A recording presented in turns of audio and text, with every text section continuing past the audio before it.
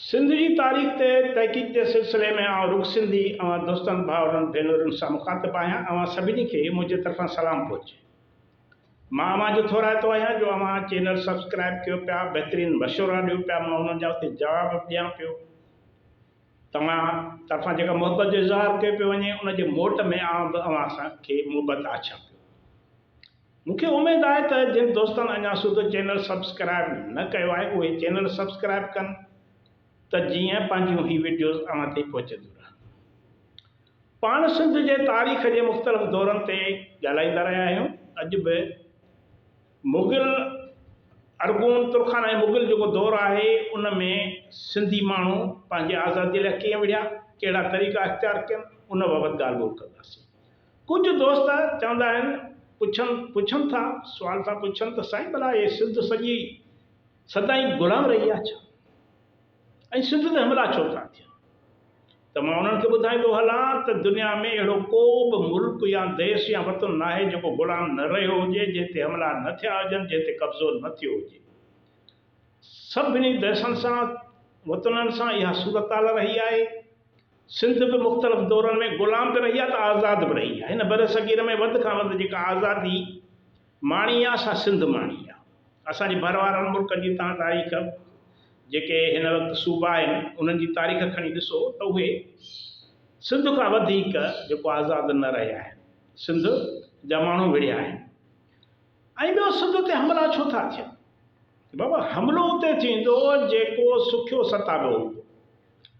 धाड़ियल या चोर जिते धाड़ो हणणु ईंदा या चोरी करणु ईंदा, उहे उन घर में ईंदा जिते हुननि खे ख़बर हूंदी त ॿ ॾोकड़ मिलंदा, सामान सड़ो मौजूदु हूंदो, सुञो ऐं भींगियो जेकॾहिं को हूंदो त उन ॾे केरु लड़ी बि कोन ईंदो, उन ॾे धाड़ियल बि कोन ईंदा, चोर बि कोन ईंदा।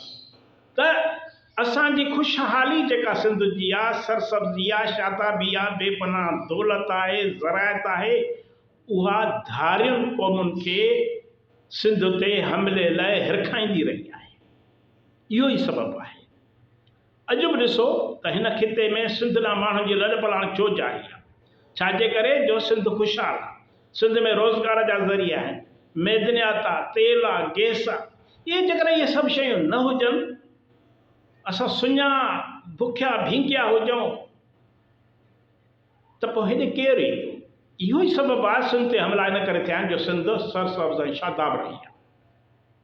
ऐं वरी सिंधी माण्हू दुनिया जे ॿियनि क़ौमुनि जे माण्हुनि वांगुरु हर दौर में विढ़िया आहिनि, पंहिंजी आज़ादी वापसि वरिती आहे। मुग़ल दौर में पंहिंजी ॻाल्हि ॿोल जो मौज़ू मुग़ल दौर।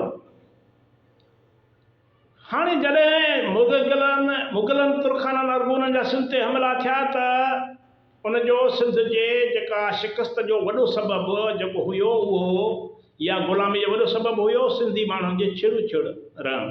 माना ॻोठनि में रहंदा हुया, परे परे ॻोठ हूंदा हुआ, पकनि शहरनि में गॾिजी न रहणु सबबु ही माण्हू छिड़ छिड़ आया। इहो इन करे जो ही ज़रई मुल्क हो, ज़रई खितो आहे, अॼु बि आहे।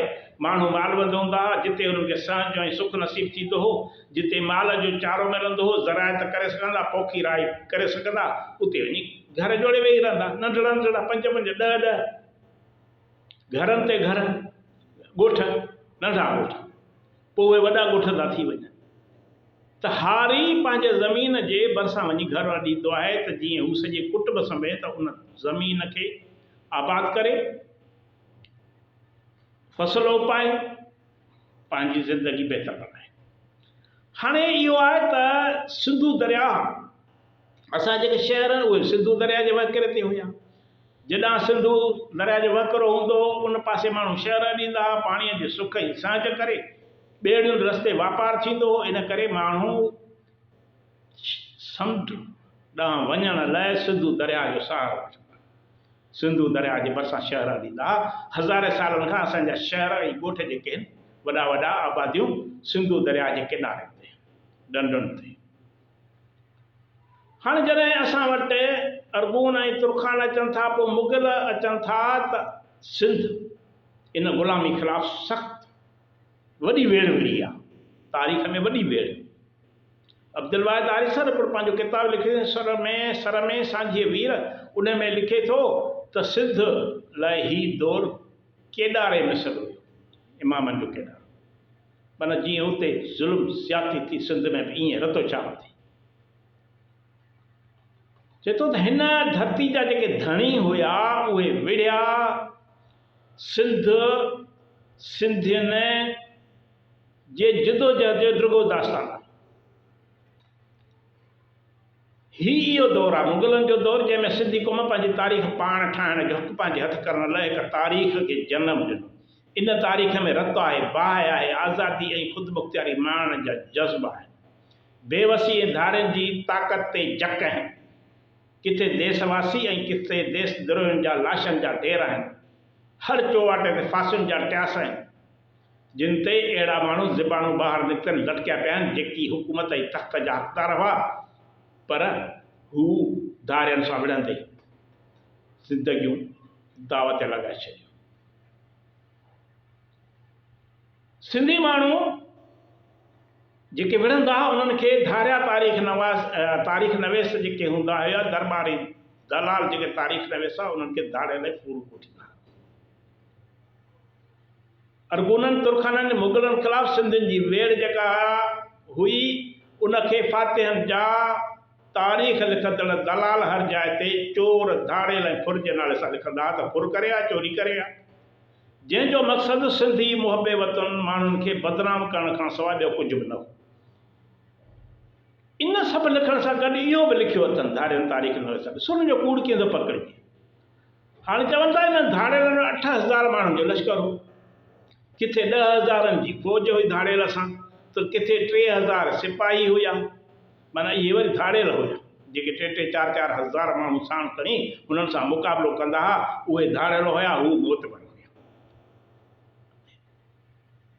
1021 ईस्वी धारे चाकरहाला परगिणे में मुग़लनि सां विढ़ंदड़ सिंध जे 3 क़बीला बबुर, दल ऐं शोरा, उन्हनि जे लश्कर जो तइदादु 10,000 हुयो।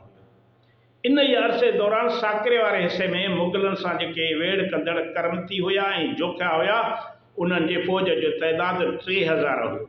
उन्हनि जे हिकिड़ी शाख सारियुनि वटि 5,000 सिपाही विढ़ण लाइ मौजूदु हुआ, जिन में 1,000 सुवार ऐं 4,000 प्यादा हुया।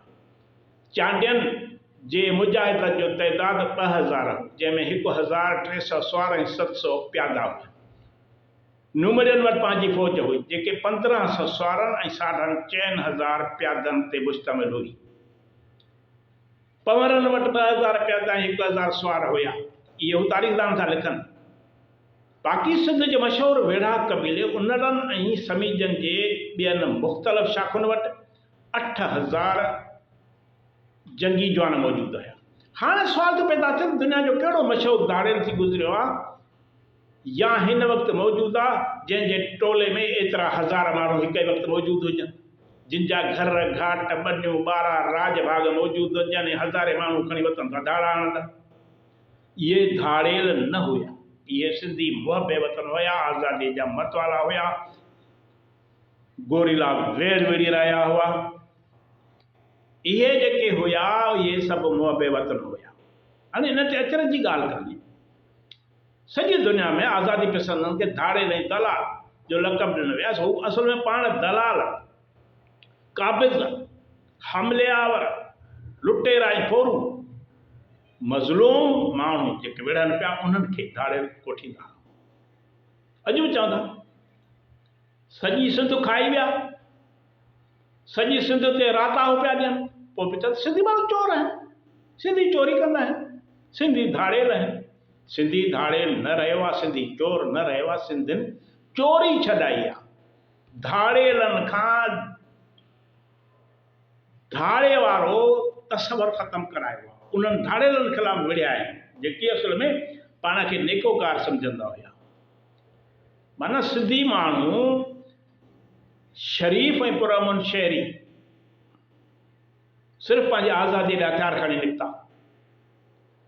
हाणे इहे तारीख़ूं सभु भरियूं पियूं आहिनि हिन में त सिंधी माण्हुनि मुग़ल दौर में हज़ारे माण्हुनि जा लश्कर ठाहे धाड़ियुनि सां मुक़ाबिलो कयो। तमामु वॾी वेड़ थी आहे। इहे जेके मां तव्हांखे लश्कर ॿुधाया आहिनि, इहे ख़ुदि धाड़ियुनि तारीख़ नवेसनि ॿुधायो आहे त हेतिरा हेतिरा फलाणे कबीले वटि फलाणे जेको आहे सो बिरादरी वटि हेतिरा माण्हू हुया जेके मुग़लनि ते हमला कंदा हुया ऐं नेठि मुग़लनि खे सिंध मां भॼण ते मजबूर कयो। अरगुननि तुर्खाननि जी ताक़त खे तबाह करे छॾियो। तव्हां पंहिंजी तारीख़ पढ़ो, मायूस न थियो। अव्हां जी तारीख़ सोनहरी लफ़्ज़नि सां लिखण जहिड़ी आहे। तव्हां दुनिया जा बहितरीन माण्हू आहियो, फ़ख़ुरु कयो पंहिंजो पाण ते त तव्हां कंहिं ते हमले वारा न थिया आहियो, पर हमला कंदड़नि सां विड़िया आहियो, मुआदो अटकायो। तव्हां जी वॾी वॾी महिरबानी। ईंदड़ वीडियो ताईं इजाज़त ॾींदा।